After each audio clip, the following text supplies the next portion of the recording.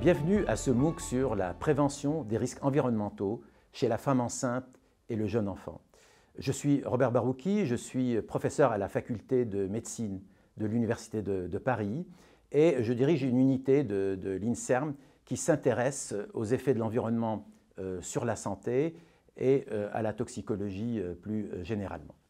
Je vous propose aujourd'hui un cours qui est une introduction à la santé environnementale, où on va revoir un certain nombre de notions importantes sur la santé environnementale. Dans ce domaine-là, il est important de commencer par un certain nombre de définitions pour qu'on soit d'accord sur les définitions. D'abord, qu'est-ce que c'est que l'environnement? En fait, il y a plusieurs définitions de l'environnement. Certaines définitions sont très larges. En gros, dans ces définitions, l'environnement, c'est tout ce qui n'est pas génétique. C'est-à-dire ça inclut les comportements, l'alimentation, le tabagisme, la pollution, bien entendu. Dans une deuxième définition beaucoup plus restrictive, celle-là, l'environnement correspond essentiellement à ce qui est subi. C'est-à-dire si je décide de fumer, ce n'est pas de l'environnement, c'est du comportement. En revanche, la pollution de l'air, la pollution de l'eau, la pollution de l'alimentation, le tabagisme passif, ça correspondrait à de l'environnement. Les deux définitions sont acceptables. En fait, il faut juste se mettre d'accord sur la définition, mais elles ont une importance assez grande parce que selon qu'on prenne la première définition très large ou la deuxième beaucoup plus restrictive, la part de l'environnement dans les problèmes de santé est très différente. L'autre point très important, c'est que l'environnement, ce n'est pas nécessairement uniquement ce qui est mauvais. Évidemment, il y a les problèmes industriels, les catastrophes, il y a la pollution très importante, il y a les contaminations dans ce que nous mangeons, mais il y a aussi les espaces verts dans les villes qui font beaucoup de bien, les plans d'eau dans les villes aussi ou ailleurs qui font beaucoup de bien, et puis l'environnement social qui peut être quelque chose d'extrêmement favorable. Donc ne pensons pas que l'environnement c'est uniquement ce qui est mauvais. De même, il faudrait mieux définir la santé, et la définition de la santé a beaucoup évolué en un siècle. Au fond, après la Première Guerre mondiale, la santé, c'était finalement la vie dans le silence des organes. Comme disait le Riche, ça veut dire, au fond, tant qu'on n'a pas mal quelque part, eh bien, on est en bonne santé. Mais après la Deuxième Guerre mondiale, l'Organisation mondiale de la santé a donné une autre définition beaucoup plus large, puisqu'elle dit que c'est un état de complet bien-être physique, mental et social. Donc bien-être physique, mental et social. C'est beaucoup plus large que simplement le fait de ne pas avoir mal. Et puis il y a la santé publique qui s'intéresse à la prévention et au bien-être de la population. Et puis plus récemment, il y a une nouvelle définition de la santé qu'on appelle une seule santé et qui établit un lien assez fort entre la santé humaine et la santé des écosystèmes et donc de l'environnement. Donc on voit bien que même dans sa définition, la santé s'est beaucoup rapprochée des problématiques de l'environnement. Alors il y a des différents aspects extrêmement importants quand on s'intéresse à l'environnement et qu'on peut répartir en plusieurs items. Le premier, c'est qu'on peut s'intéresser aux facteurs environnementaux, notamment les facteurs de stress. Il peut y avoir par exemple des composés chimiques, des stress physiques comme la radioactivité, les ondes, etc. Il y a aussi le cadre des secteurs. On peut subir des problèmes de pollution ou un environnement qui peut être bon ou dégradé. Là, on parle de la ville, par exemple, de l'environnement urbain, des campagnes, on parle du milieu du travail aussi. Et puis, il y a des aspects très généraux qu'on appelle les changements globaux. Par exemple, le problème du changement climatique qui affecte toute la planète, bien entendu, la baisse de la biodiversité qui affecte de manière très générale, et puis les adaptations mondiales à ces problématiques.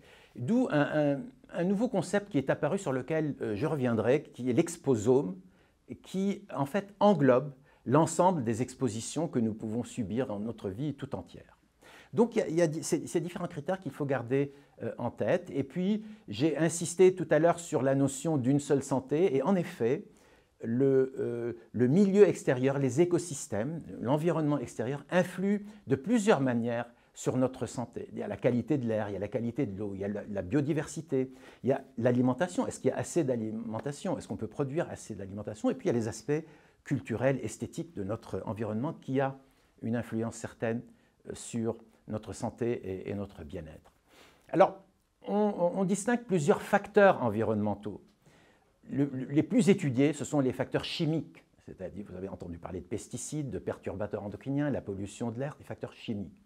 Mais il y a aussi l'environnement physique, la radioactivité, ça tout le monde connaît, mais le bruit, c'est un facteur majeur de l'environnement, les ondes électromagnétiques.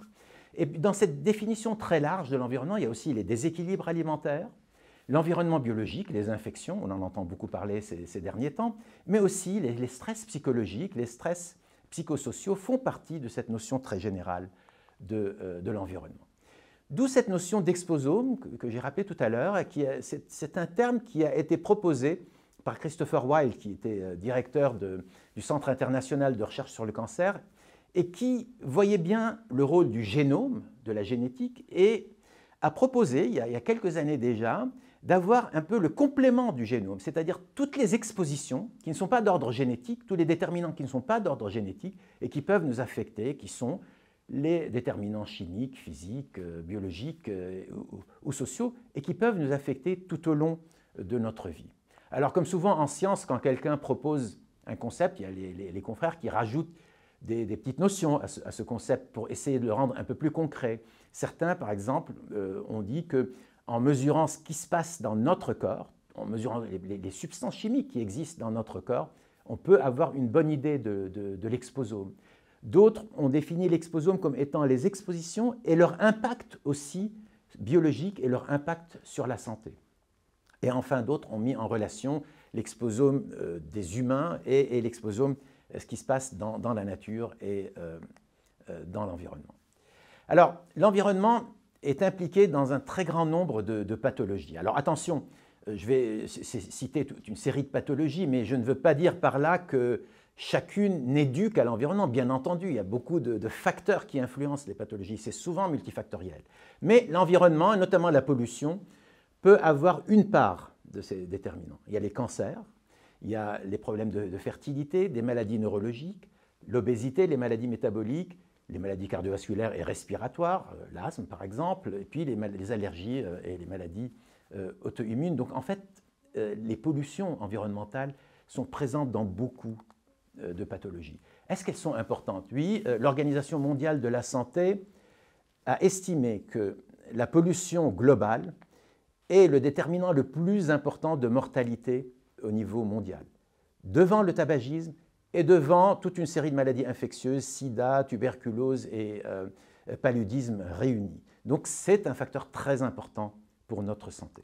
Alors, quand on s'intéresse à la santé environnementale, on s'intéresse à beaucoup de choses. J'ai parlé de l'exposition, mais il y a la notion de temps qui est très importante, c'est-à-dire le temps qu'on prend entre une exposition donnée et le fait d'avoir des manifestations cliniques ou biologiques.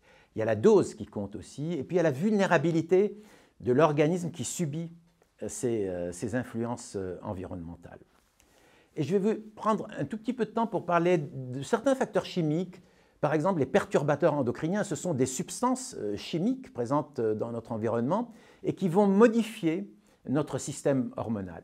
Je prends un peu de temps parce que ça a pas mal révolutionné la science de la toxicologie en réalité. Et je dois dire que ça a commencé par des observations dans la nature où des collègues à moi ont été dans la nature observer des animaux. Il y a un collègue qui s'intéressait aux alligators dans les lacs de Floride et qui mesurait les organes reproducteurs des alligators et qui a montré que plus il y a de polluants dans le lac, plus il y a de perturbateurs endocriniens, plus le système reproducteur était malade. Donc ces substances chimiques affectent notre santé et la santé des écosystèmes.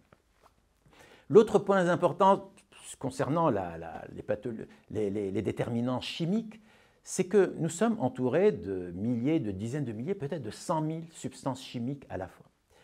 Or, ces substances peuvent avoir des impacts sur notre santé. On en connaît une partie, et puis finalement, il y a beaucoup de substances pour lesquelles on ne sait rien. Et imaginez-vous aussi qu'on est exposé à des mélanges de ces substances. Et ces mélanges sont évidemment infinis, d'où la difficulté de faire des études et la nécessité d'avoir une recherche intelligente qui se repose sur des observations chez l'homme, des observations sur l'animal, des observations dans nos laboratoires et de la bioinformatique, le tout réuni pour pouvoir mieux comprendre les impacts sur notre santé. Le troisième point très important, c'est la vulnérabilité de l'organisme. C'est-à-dire même à exposition égale, selon les uns et les autres, eh bien, on peut être plus ou moins sensible. Ça peut être dû à des facteurs génétiques ou épigénétiques, j'y reviendrai. Ça peut être dû à l'âge. Quand on est un fœtus, quand on est un petit enfant, ce n'est pas du tout pareil que quand on est un adulte. Et puis ça peut être dû à beaucoup d'autres choses, si on est malade ou pas, si on a une alimentation saine ou pas, si on fait de l'exercice ou pas, etc. Donc la vulnérabilité de l'organisme, c'est quelque chose de très important, et notamment concernant la santé de la femme et de l'enfant, cette période de développement fœtal qui est particulièrement vulnérable parce que l'organisme se met en place, et c'est là qu'il y a la plus grande vulnérabilité. Et on sait maintenant, des expositions environnementales, des pollutions pendant cette période fœtale peuvent avoir des impacts qui peuvent apparaître et se manifester beaucoup plus tard dans la vie, dans l'enfance, pendant la vie adulte. Donc il y a parfois cette distance dans le temps entre le moment où on est exposé et le moment où ça se manifeste sur notre propre organisme. Et pour expliquer ça, et on y reviendra plus tard, il y a cette notion d'épigénétique. L'épigénétique, c'est en gros tout ce qui peut modifier l'ADN ou l'entourage de nos gènes sans modifier la séquence. Ce n'est pas de la génétique, la séquence de l'ADN est pareille, mais il y a des modifications dans l'environnement de l'ADN qui font que les gènes vont plus ou moins bien s'exprimer. Et surtout, ces modifications peuvent être héritées d'une cellule à une autre, ce qui explique une certaine stabilité et ce qui explique pourquoi une exposition à un moment donné peut ne se manifester que beaucoup plus tard dans la vie. Tout cela, nous allons le détailler pendant les différents cours que vous allez pouvoir voir dans ce MOOC. Merci pour votre écoute et j'espère que cette introduction vous permettra de mieux appréhender et de mieux comprendre les autres cours de ce MOOC.